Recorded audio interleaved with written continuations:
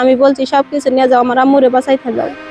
তারপর ওরা কিছুতেই মানছে না। প্রতিদিনের মতো মেয়েকে নিয়ে নিজের ঘরে ঘুমিয়েছিলেন এক র্যাব সদস্যের স্ত্রী। এদিকে সেই বাসা থেকে চুরি করতে জানলার গ্রিল কেটে ঘরে ঢোকে একদল দুর্বৃত্ত।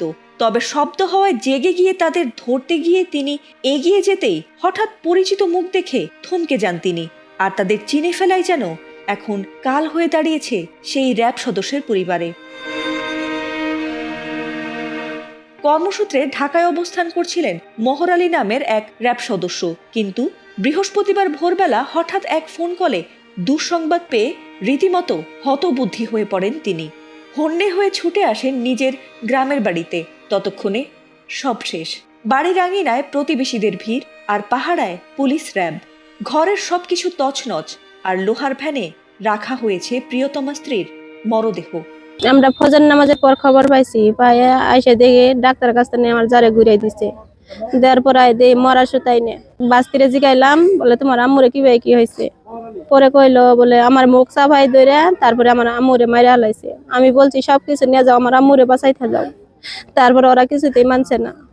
শুনতে পারলাম যে চোর ঢুকছে বা চোরকে চিনতে পারার পরে লিপিকে অন্য পেশায় শ্বাসরুদ্ধ করে মৃত্যুবরণ করছে। এই মর্মান্তিক ঘটনাটি ঘটেছে জামালপুরের সরিষাবাড়ি পৌরসভার শিমলা বাজার এলাকায়। সেখানে র্যাব 2 এর উপপরিদর্শক মোহর আলীর বাসায় চুরি করতে গিয়েছিল একদল দুর্বৃত্ত। কিন্তু তার স্ত্রী বিষয়টি টের পেয়ে গেলে সেই দুর্বৃত্তদের ক্ষোভের বলি হয়ে নিহত হয়েছেন তিনি। এমনকি তার ছোট মেয়ের আকুতিতেও মন গলেনি সেই পাষণ্ডদের।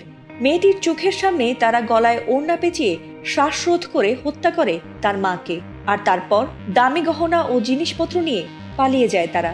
আর সেই বিষয়টি জানাতেই যেন গলা ধরে আসে র্যাব কর্মকর্তা মোহর আলীর। রাত্রে 5টার দিকে সংবাদ পাই কে বা কারা অগোচরে আসা ঘরে ঢুকে আমার ওয়াইফকে মেরে ফেলছে।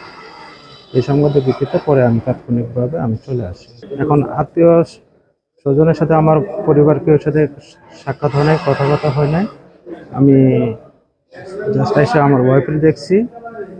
আমি এখনো আমার পরিবারের কারোর কোনো সদস্যের সাথে কথা বলতে পারিনি।